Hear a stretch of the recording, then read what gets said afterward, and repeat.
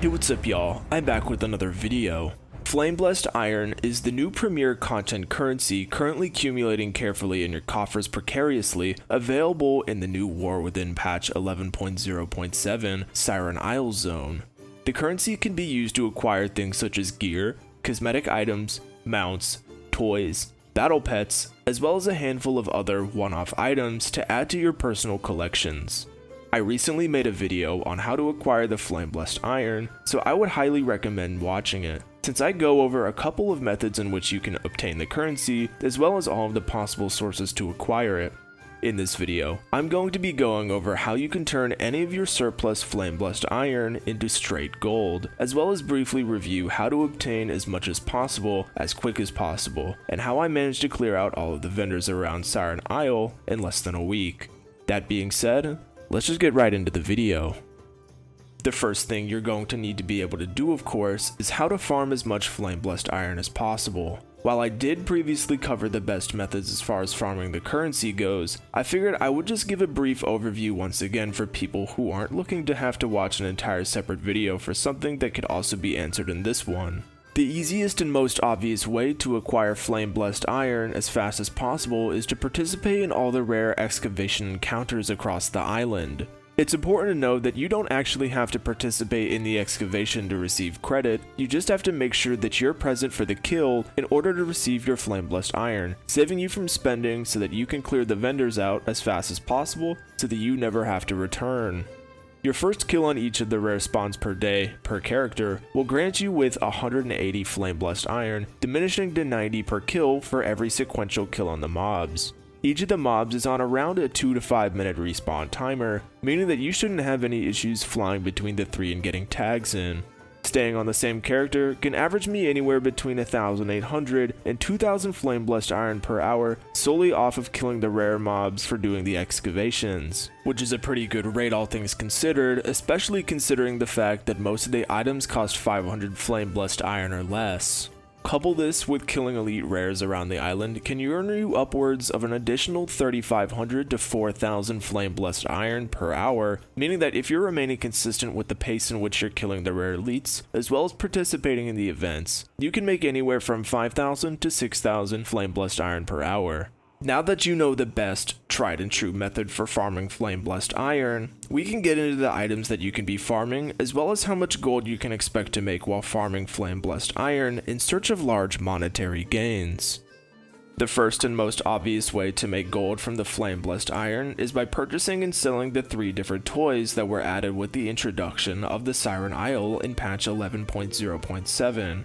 The toys each sell for 750 Flame-Blessed Iron from each of the 3 vendors located on the isle, which is actually pretty inexpensive, meaning that you can be farming 7 or 8 toys every single hour using the method that I provided earlier in the video. The first toy, Sweezy's Comfy Lawn Chair, is a deployable seat which is currently listing for around 100,000 gold on my realm at the time of making this video. Since it's only week 1, I wouldn't count on the toy holding this value, but for the time being, it's a pretty decent figure. The next toy, the Awakened Supply Crate, is available from the Hooded Purveyor for 750 Flame-Blessed Irons, and is currently listing for around 150,000 gold on my realm at the time of making this video, which is a pretty extreme number that will almost certainly tank in the next couple of weeks, but it's chill. The last toy, the Holophile Supply Cache, is a toy that works similarly to the Awakened Supply Crate and can be purchased from Islinda Hedgemere for 750 Flame-Blessed Irons. The Holophile Supply Cache is currently listing for a less than impressive 45,000 gold, which in reality is probably the price that the other 2 toys will begin to list for by next week or the week after, at least as more and more players begin to do the content around Siren Isle. Besides the 3 toys, that's just about it as far as making gold from the Siren Isle goes. The island itself feels kind of similar to the Forbidden Reach as far as farming gold goes, with not many opportunities for gold making, being almost entirely cosmetic oriented. There are definitely some pieces of gear that you can acquire from the open world mobs, but it's not going to be anything that hasn't been obtainable for the past 5 months, so I wouldn't lose any sleep over it.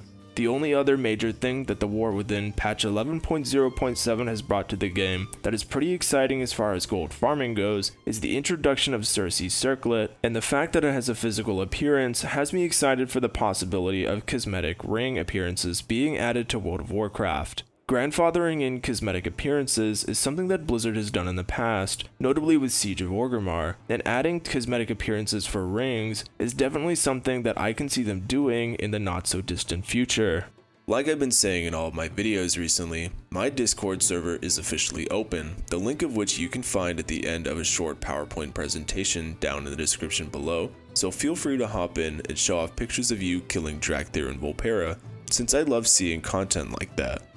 I'd also like to mention that my guild, The Guy, is currently recruiting for high-end PvE content as well as guild activities such as posting up in largely populated areas as well as general activities and remaining nonchalant during high-pressure situations. And if you'd like to join, feel free to join my Discord or shoot Bonesaw or I a message in-game so that we can deliberate on your acceptance.